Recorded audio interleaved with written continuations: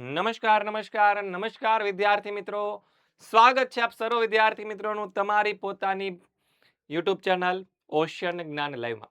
વિદ્યાર્થી મિત્રો, જબરજસ્ત આપણે શરૂઆત કરી રહ્યા છીએ ચેપ્ટર નંબર 15 ના સ્વાધ્યાયના સોલ્યુશન. યસ વિદ્યાર્થી મિત્રો, ધોરણ 7 ચેપ્ટર નંબર 15, ચેપ્ટરનું નામ છે લોકશાહીમાં સમાનતા. આ ચેપ્ટરના અંત ભાગમાં તમને જે સ્વાધ્યાય આપેલું છે તેના સોલ્યુશનની આપણે આજે શરૂઆત કરીએ. જબરજસ્ત સોલ્યુશન કરવાનું છે, તો ચાલો શરૂઆત કરીએ જબરજસ્ત લેક્ચરની. એમાં પહેલો સવાલ આપણને દેખાય છે કે પ્રશ્ન નંબર 1, ખાલી જગ્યા પૂરો. વિશ્વની સૌથી મોટી લોકશાહી ધરાવતો દેશ ખાલી જગ્યા છે. જ્યારે પણ આવું પૂછાય ત્યારે આખું બંધ કરીને જવાબ લખી દેવાનો કે વિશ્વની સૌથી મોટી લોકશાહી ધરાવતો દેશ એટલે કે આપણો દેશ ભારત દેશ. કયો દેશ છે? આપણો દેશ ભારત દેશ છે. તો જવાબ આવશે ભારત. બરાબર છે. પછી હવે જો અહીંયા મારે તમને પ્રશ્ન એક પૂછવો છે કે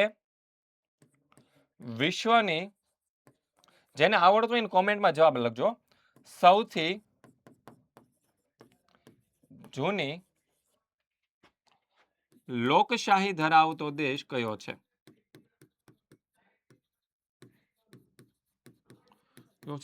લોકશાહી ધરાવતો દેશ ખાલી જગ્યા છે. બરાબર છે. જે વિદ્યાર્થી મિત્રોને આનો જવાબ આવડતો હશે ને, બરાબર છે, એ જણાવી દેજો. બાકી બ્રહ્માસ્ત્ર બેચમાં જોડાયેલા વિદ્યાર્થીઓને તો આ પ્રશ્નનો જવાબ આવડે છે, કારણ કે મેં એને ત્યાં સમજાવી દીધું છે. જે વિદ્યાર્થીઓ આપણી સાથે બ્રહ્માસ્ત્ર બેચમાં જોડાયેલા છે એમને તો મેં સમજાવી દીધું છે. બરાબર છે. આમાં શું જવાબ આવશે?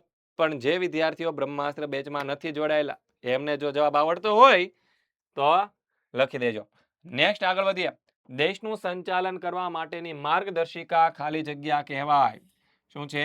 દેશનું સંચાલન કરવા માટેની જે માર્ગદર્શિકા હોય ને બેટા, એને કહેવાય બંધારણ.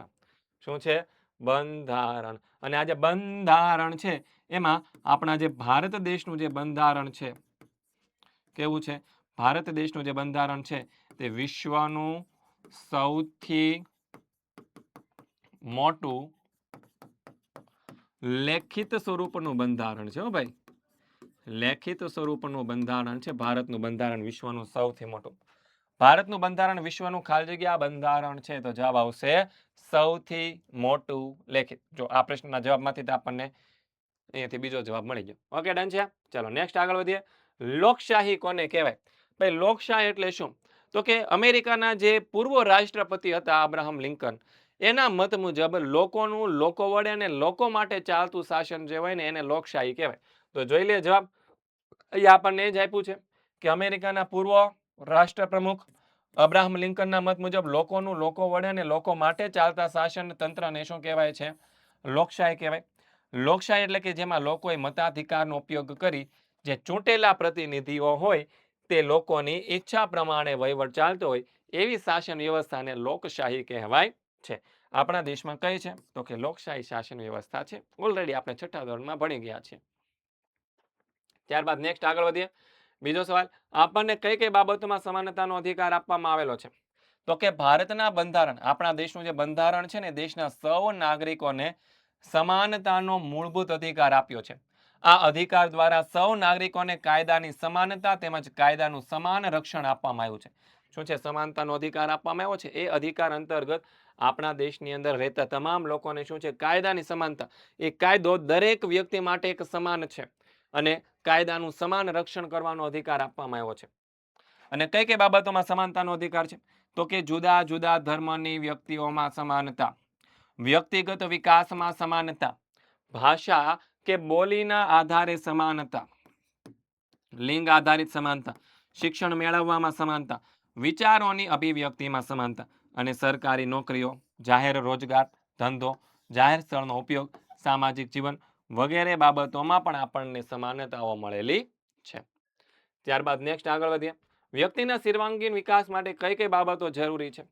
તો કે ધર્મ, ભાષા, જાતિ, વંશ, રંગ કે જન્મસ્થાનના કોઈ પણ પ્રકારના ભેદભાવ વિના વ્યક્તિ છે સમાનતાનો અધિકાર મેળવી શકે, એ એક જ બાબત જરૂરી છે.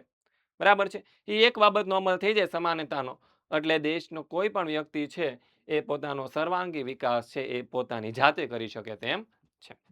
ચાલો નેક્સ્ટ આગળ વધીએ.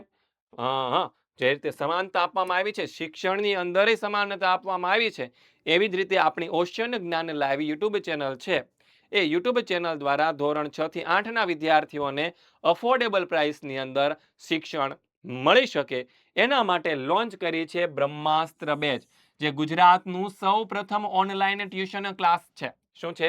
ગુજરાતનું સૌપ્રથમ ઓનલાઈન ટ્યુશન ક્લાસ છે.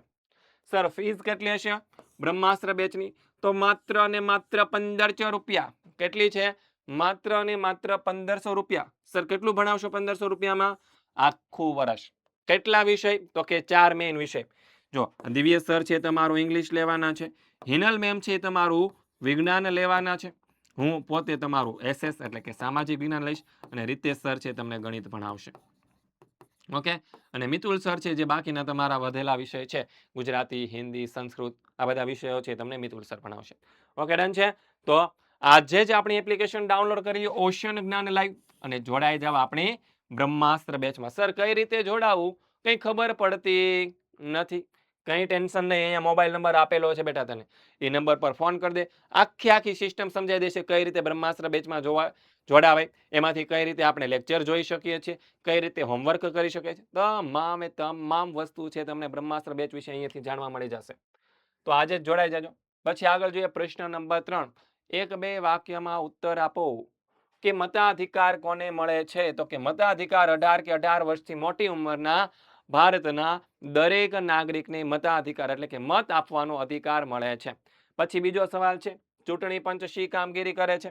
તો કે કોઈ પણ પ્રકારનો ડર રાખ્યા વિના, શું છે, દેશમાં જે વ્યક્તિઓ છે જેને મત આપવાનો અધિકાર છે, એ દરેક વ્યક્તિ છે એ કોઈ પણ પ્રકારનો ડર રાખ્યા વિના દેશમાં નોંધાયેલા સૌ મતદારો મતદાન કરી શકે એ માટે ચૂંટણી પંચ એક ખાસ વ્યવસ્થા ગોઠવી તટસ્થ રીતે ન્યાયી ચૂંટણી કરાવે છે. તે મહિલા અને દિવ્યાંગ મતદારો માટે મતદાનની વિશેષ સુવિધાઓ ઉપલબ્ધ કરે છે. પછી બાળમજૂરી શા માટે આપણે અટકાવવી જોઈએ? શું છે? બાળમજૂરી શા માટે અટકાવવી જોઈએ? તો કે એક જ કારણ છે કે બાળમજૂરી એ શું છે? અસમાનતા છે. આપણે સમાનતાના હકની વાત કરીએ છીએ, બાળમજૂરી શું છે? અસમાનતા છે. કેમ? તો કે એમાં બાળકોનું શોષણ થાય છે. બાળમજૂરી છે એ બાળકોને શિક્ષણ મેળવવાના અધિકારનો ભંગ ગણાય છે. વળી 14 વર્ષ કરતા નાની ઉંમરના બાળકોને મજૂરી રાખવું એ કાયદાનો પણ ભંગ છે. એટલે કે કાયદાકીય રીતે આમ જોવા જઈએ તો ગુનો ગણાય. આથી બાળમજૂરી છે એ આપણે અટકાવવી જોઈએ. ઓકે, ડન છે. ચલો નેક્સ્ટ આગળ વધીએ. લોકશાહીમાં સમાનતા ટૂંકનોંધ લખો. તો ભારત એક કેવો દેશ છે? તો કે આપણો ભારત દેશ એ લોકશાહી દેશ છે. કેવો છે? લોકશાહી દેશ છે. સમાનતા એ લોકશાહીના પાયાનો સિદ્ધાંત છે. દેશની અંદર લોકશાહી દેશની અંદર સમાનતાનો અધિકાર દરેક વ્યક્તિને મળવો જોઈએ. અને ભારતના બંધારણે દેશના સૌ નાગરિકોને સમાનતાનો મૂળભૂત અધિકાર આપ્યો છે. શું છે? આપણું ભારત દેશનું બંધારણ છે એ દેશના દરેક નાગરિકને કયો અધિકાર આપેલો છે? તો કે સમાનતાનો અધિકાર આપ્યો છે. અને એ સમાનતાના અધિકાર દ્વારા દેશના દરેક નાગરિક છે એ કાયદાની સમાનતા તેમજ કાયદાનું સમાન રક્ષણ આપવામાં આવ્યું છે. શું છે? કાયદાની સમાનતા એટલે કે દરેક વ્યક્તિ માટે કાયદા એક સમાન છે અને એના આધારે દરેક વ્યક્તિનું કાયદા દ્વારા રક્ષણ પણ થાય છે. ભારતમાં અલગ અલગ ધર્મ, વંશ, જાતિ, લિંગ, જ્ઞાતિ, ભાષા કે રંગ કે જન્મસ્થળના કોઈ પણ પ્રકારના ભેદભાવ વિના દરેક વ્યક્તિને સમાનતાનો હક આપવામાં આવ્યો છે. એ વ્યક્તિ ગમે તે ધર્મ પાળતો હોય, એ હિન્દુ ધર્મ પાળતો હોય, મુસ્લિમ ધર્મ પાળતો હોય, ખ્રિસ્તી હોય, શીખ હોય, બૌદ્ધ હોય કે જૈન ધર્મ પાળતો હોય, કોઈ પણ ધર્મનો હોય, કોઈ પણ વંશમાંથી આવતો હોય, કોઈ પણ જાતિનો હોય, કોઈ પણ જ્ઞાતિનો હોય, કોઈ પણ ભાષા બોલતો હોય, પણ દરેક દેશના દરેક નાગરિકને એક સરખા અધિકારો મળેલા છે, એક સરખા હક મળેલા છે, એવું સમજાવવા માંગે છે. પછી સૌને સરખા ગણી સૌને શિક્ષણ મેળવવાની શું છે? દેશના સૌ નાગરિક, સૌને એટલે કે દેશના દરેક નાગરિકને શું છે? તો કે શિક્ષણ મેળવવાની, એ દરેક વ્યક્તિને પોતાનો વિકાસ કરવાની, પોતાને જે મન ફાવે તે ધંધો રોજગાર કરી શકે, પોતાને જે મજા આવે તે ધર્મ પાળવાની, સરખી તકો એટલે કે દરેક વ્યક્તિને બધી જ બાબતમાં એક સરખી સમાન તકો આપવામાં આવી છે. લોકશાહીમાં સમાનતાના અધિકાર દ્વારા સૌ સર્વાંગી વિકાસ સાધી શકે છે. જેના સમાનતાના અધિકાર દ્વારા છે દરેક વ્યક્તિ છે સર્વાંગી વિકાસ સાધી શકે છે. આપણા સ્વમાનને જાળવવા માટે પણ સમાનતાનો અધિકાર છે એ ખૂબ જ જરૂરી છે. સમાનતાનો અધિકાર આપણને શું છે તો કે બંધારણીય રક્ષણ પૂરું પાડે છે. પછી જોઈએ મતાધિકારમાં સમાનતા. શેમાં સમાનતા? મતાધિકારમાં. ભારત લોકશાહી શાસન વ્યવસ્થા છે. શું છે? ભારતમાં શું છે તો કે લોકશાહી શાસન વ્યવસ્થા છે.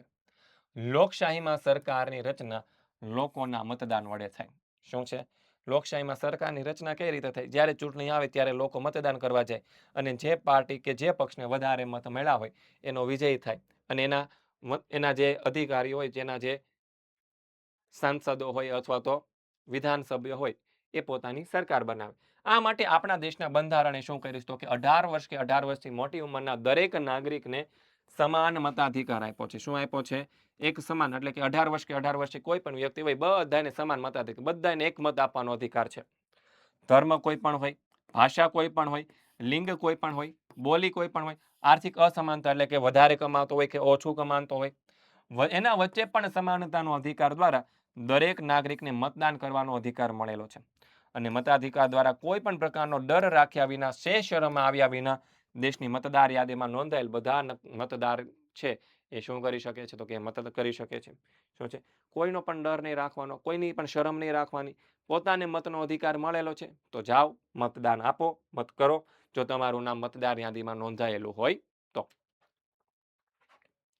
દરેક નાગરિક નિર્ભીક બનીને, એટલે કે ડર રાખ્યા વિના મતાધિકારનો ઉપયોગ કરે એ માટે ચૂંટણી પંચની વ્યવસ્થા કરવામાં આવી છે. ચૂંટણી પંચ છે શું કરે છે? તેને જાગૃત કરે. જાઓ ભાઈ જાઓ, મત આપવા માટે જાઓ. ચૂંટણી સમયે વધુમાં વધુ મતદારો પોતાના મતાધિકારનો ઉપયોગ કરે એ માટે ચૂંટણી પંચ છે એ ઘણા બધા પ્રયત્નો પણ કરે છે. એ મહિલા અને દિવ્યાંગ મતદારો પોતાનો મતાધિકારનો ઉપયોગ કરી શકે એ માટે ચૂંટણી પંચ છે એ ખાસ વ્યવસ્થા કરે. કેવી ખાસ વ્યવસ્થા કરે? તો કે મહિલાઓની લાઈન અલગ રાખે. કોની? મહિલાઓની લાઈન અલગ હોય. પછી જે દિવ્યાંગ વ્યક્તિઓ હોય, કેવા વ્યક્તિઓ હોય? જે દિવ્યાંગ વ્યક્તિઓ હોય એ લોકો જો મત આપવા માટે જાય તો બધાની પહેલા એને પ્રાથમિકતા આપવામાં આવે. જાઓ તમે પહેલા મત આપીને આવો. હવે દિવ્યાંગ વ્યક્તિઓ માટે ખાસ વ્યવસ્થા કરવામાં આવે. એના માટે અલગ વોર્ડ બનાવવામાં આવે દિવ્યાંગ વ્યક્તિઓ માટે. આવી ખાસ વ્યવસ્થાઓ છે આપણી ચૂંટણી પંચ કરે છે. પછી જોઈએ નેક્સ્ટ, બાળ મજૂરી અને બાળ અધિકારો. તો કે વ્યક્તિના સર્વાંગી વિકાસ માટે દરેક બાળકને શિક્ષણ મેળવવાનો મૂળભૂત અને કાનૂની અધિકાર છે. શું છે? વ્યક્તિના સર્વાંગી વિકાસ માટે કોને? તો કે દરેક બાળકને શું છે? શિક્ષણ મેળવવાનો મૂળભૂત અને કાનૂની અધિકાર છે. દરેક બાળકને શિક્ષણ મળવું જોઈએ, મળવું જોઈએ અને મળવું જ જોઈએ.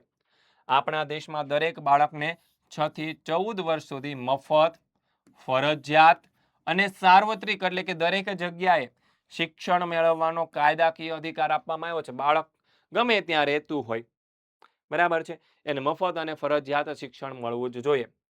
તેથી 14 વર્ષથી ઓછી ઉંમરના બાળકોને જો મજૂરીએ રાખી શકાય નહીં. જો એને મજૂરીએ રાખવામાં આવે તો તે પોતાનું શિક્ષણ નથી મેળવી શકતો અને શિક્ષણ ન મેળવી શકે, મજૂરી રાખે તો એ મજૂરી કરાવી એ કાયદાકીય ગુનો ગણાય છે. બાળમજૂરી બાળકના શિક્ષણ મેળવવાના અધિકારનો ભંગ ગણાય છે અને બાળકોને ભણવાની ઉંમરે તેમની પાસે મજૂરી કરવામાં આવે તો તે શું થયો કહેવાય? કાયદાનો ભંગ. કયા ભાઈ કાયદાનો ભંગ થયો કહેવાય? તો કે બાળકને શિક્ષણ મેળવવાનો જે અધિકાર છે એ કાયદાનો ભંગ થયો ગણાય. આથી આ કાયદાના ભંગ બદલ જે નોકરીદાતા, જે નોકરીએ રાખનાર જે વ્યક્તિ હોય બાળકને, એને કાનૂની સજા થઈ શકે છે. એને જેલ પાછળ પણ જવું પડે શકે છે. તો બસ વિદ્યાર્થી મિત્રો, આ હતું સરસ મજાનું તમારું જોરદાર ચેપ્ટર નંબર 15 ના સ્વાધ્યાયનું સોલ્યુશન. બરાબર છે વિદ્યાર્થી મિત્રો? તો આવી જ જબરજસ્ત રીતે ભણવા, આવું જ જબરજસ્ત શિક્ષણ મેળવવા માટે તમારે જોઈન થઈ જવાનું છે બ્રહ્માસ્ત્ર બેચમાં. ક્યાં જોઈન થઈ જવાનું છે? બ્રહ્માસ્ત્ર બેચમાં.